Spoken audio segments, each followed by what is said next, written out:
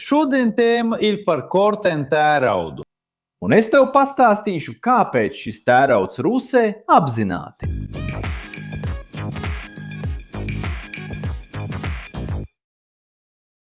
Sveiks, inženierijas cilvēki! Vai tu kādreiz esi gājis garām kādai modernai ēkai, iespaidīgam tiltam vai pat skulptūrai publiskā laukumā un esi sev jautājis, kāpēc šī konstrukcija izskatās pilnībā pārklāta ar rūsu? No pirmā acu uzmetiena jebkura cilvēka dabiskā reakcija ir domāt, ka ir pieļauta kļūda uzturēšanā vai arī materiāls bīstami degradējas. Tomēr lielākajā daļā šo gadījumu tas, ko tu redzi, ir viens no fascinējošākajiem un gudrākajiem mūsdienu metalurģijas materiāliem – kortenu tērauds. Bet kā metālu var īpaši izstrādāt tā, lai tas oksidētos un tomēr to uzskatītu par izturīgāku nekā parasto tēraudu? Un kāpēc inženieri un arhitekti izvēlētos materiālu, kas izskatās tā, it kā tas bojātos, lai balstītu būves, kurām jāiztur gadsimtiem ilgi? Lai sāktu, mums ir jādefinē, kas tieši ir šis materiāls. Kortenu tērauds nav vienkārši parasts tērauds, kas atstāts lietu. Tas ir struktūrālo tēraudu veids, kas pazīstams kā patinējamie tēraudi. Nosaukums korten patiesībā ir United States Steel Corporation reģistrēta preču zīme. Pat viņu galvenā mītne Pitsburgā ir būvēta izmantojot kortenu tēraudu. Tā nosaukums radies apvienojot divas tā galvenās īpašības – izturību pret koroziju un stiepes izturību. Sākotnēji izstrādāts 20. gadsimta 30. gados ogļu transportēšanas vagonu vajadzībām. Mērķis bija radīt materiālu, kas izturētu abrazīvo nodilumu un koroziju, neprasot pastāvīgu krāsošanu. Bet vai jūs kādreiz esat aizdomājies, kā industriāla inovācija kravas vilcieniem kļuva par iecienītu materiālu luksus arhitektūrā un smagajā civilajā inženierijā? Atbilde slēpjas tā unikālajā spējā pašam sevi atjaunot un izveidot aizsardz barjeru, kas novērš nepieciešamību pēc ārējas ķīmiskās apstrādes.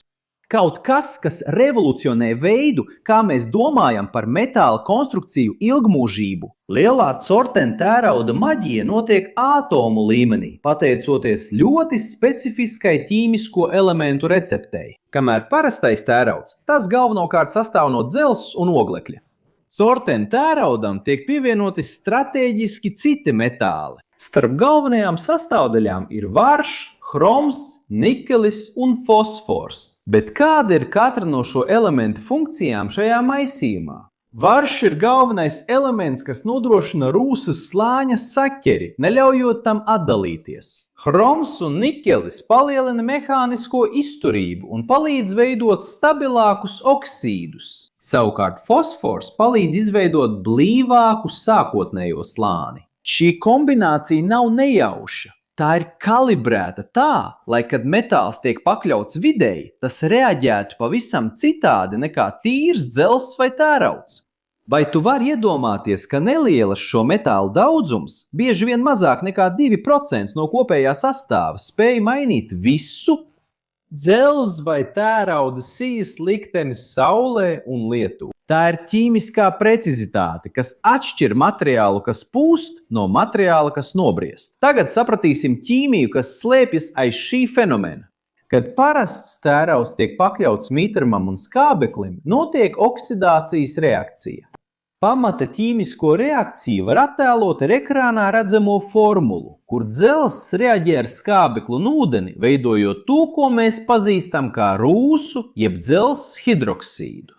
Parastajā tēraudā šis dzelzs hidroksīds pārvēršas hidratēta dzelzs oksīda slānī, kā redzams ekrānā, kas ir ārkārtīgi porains un trausls. Taču kortenu tēraudā process norit citādi. Tā vietā, lai izveidot šo trauslo lobāmo slāni, sakausējuma elementu klātbūtne liek korozijas produktiem organizēties blīvā un kompaktā struktūrā, ko sauc par patīnu. Šī patīna sastāv no sarežģīta oksīdu maisījuma, galvenokārt dzelzs oksīda, vara oksīda un hroma oksīda. Bet kāpēc šis maisījums ir tik pārāks? Atšķirībā no parastajām rūsas kārtām, šī patīna ir praktiski necaurlaidīga.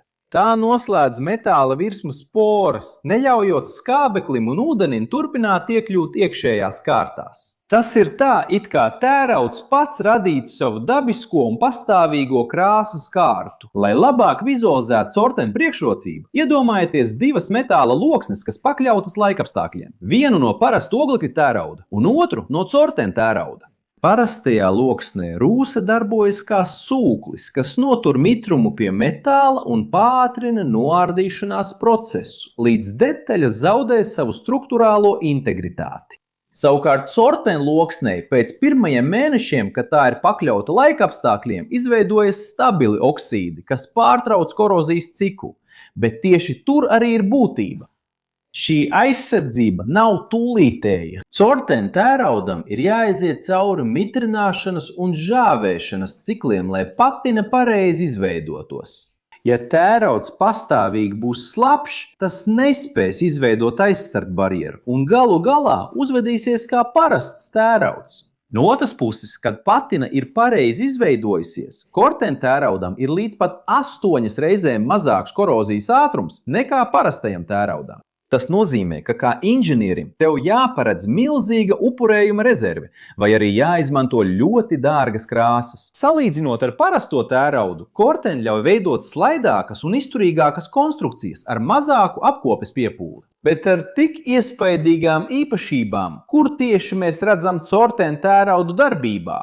Būvinženierijā to izmanto tiltos un viaduktos, kur apkope un krāsošana būtu loģistiski sarežģīta un ārkārtīgi dārga.